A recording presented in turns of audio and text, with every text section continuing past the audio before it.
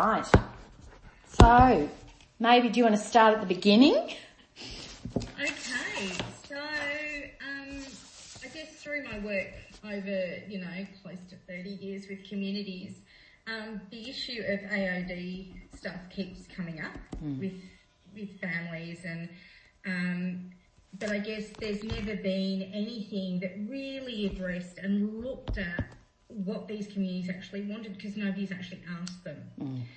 And the current system that is in place has got so many parameters around it and structural impediments around it that prevent the service from actually engaging well with these newly arrived communities, or even not so newly arrived communities, but who are still struggling with settlement issues post-settlement. So, and also on a personal level, there had been a lot of things that I had been, part of in my own life. So basically it became a baby. And it took me 2 years of solid advocacy. I mean, I'm talking weekends, nights, speaking to anybody that would listen, presenting to anybody in government from whichever department in order to start to find the pathway to who was going to fund something out there like this.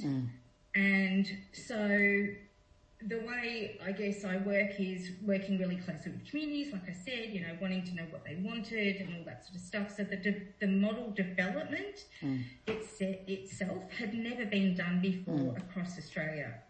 And as far as I know, from all our lit reviews, it hasn't been done anywhere globally either. Okay, so just having all those different components, understanding that people are more than either their addiction or their refugee status or their whatever, that we've got to look at things more holistically was really important. And so the model came together quite easily, just thinking about those things. Yeah. So, having, community education for the whole community to look at to stop stigmatising these families and individuals and kids.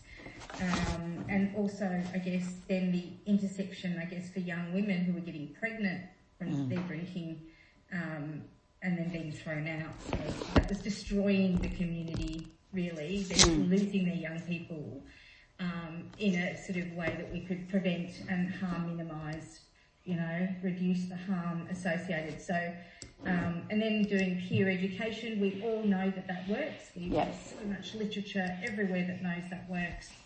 Right through, I guess the thing that makes it different, like there's so many components, there's the workforce development component. So as I mentioned before, there's structural impediments with the sector and how they engage. But there is also other issues that need to be engaged with staff that exist. Okay, so there is two bits. So we did the training with BARDA. I established this amazing partnership. You guys are part of that. Yep. So everyone's got a really key role. But I think what makes this program stand out more than anything else is that my belief that no one supports parents to parent in a new context. Yeah, okay. And that's what this is, right? So it's it's struggling financially, it's struggling all this sort of stuff, and just not nothing. So lots of, periodically you might see a little article in the paper with, South Sudanese parents sending their kids back to Kenya to boarding school or whatever, or a woman who was arrested in Dandenong for chaining her son to the bed. So these are, so not wanting these kids to get in trouble, what do? They don't know what to do. No one's given them any tools or support. So that's why Drummond Street were involved as well. Trained our staff, worked on this. And I guess then the tandem stuff about the direct support was that we would go into the home, because we know that going to the service doesn't work, and work with the young person and the parents at the same time. So, does that answer that question? Yes, absolutely. Yeah.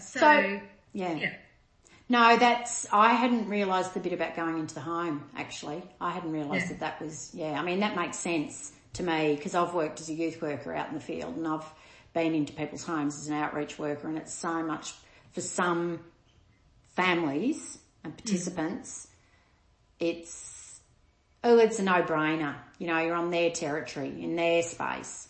You know, they feel more comfortable and trusting and, Yeah. And there's no shame in going out to a service. Exactly.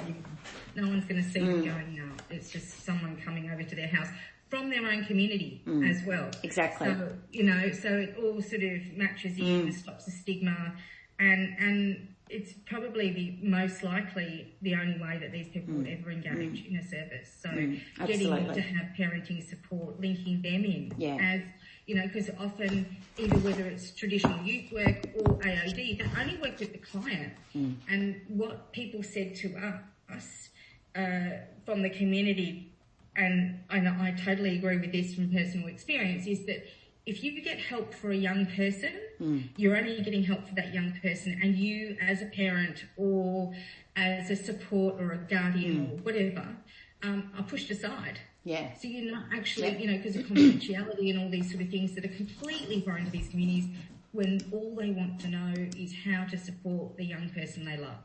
That's all. Yeah, absolutely.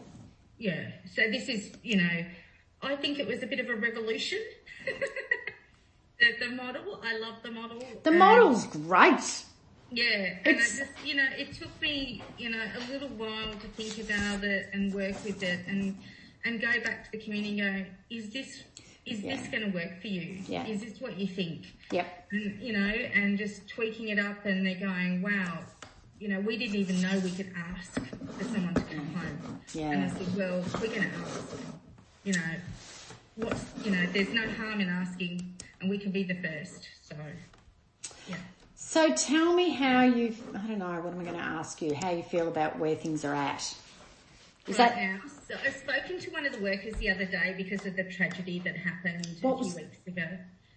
Oh, it's horrible. So maybe 3 weeks ago, it was a stolen car, 16-year-old driving, and the youngest kid in there was 14. 5 died. South Sudanese? 2 Somali, but the rest was South Sudanese. But the one's still in hospital, you know, anyway. So there's been funerals and there's been more transmission, of course, because of cultural practice. Blah, blah, blah. Oh, gosh.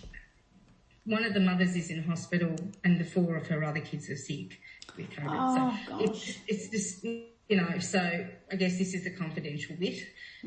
So tragic. So anyway, I spoke to one of the MDAPers because, you know, anything like this happens in the community, because I've been working on it with, you know, through the other Burnett project. Yeah. I know the impact it's had on that project. Yeah. So I just wanted to just check in. And so I spoke to one of them and they said, no more funding. And I said, oh no, I worked really hard before I left to ensure that we got the extra 6 months. Yes. I am pretty, I know I'm out of there and I know I've got nothing to do with it at all. But I know that if I had been there, I would have secured another 3 years. Yeah, I did hear that it was sounding like it's not going to be refunded, and it's very disappointing because this project has such potential, and to not see that. The thing, I suppose, that one of the big issues obviously has been COVID, and, you know, the fact that the workers have had to be at home.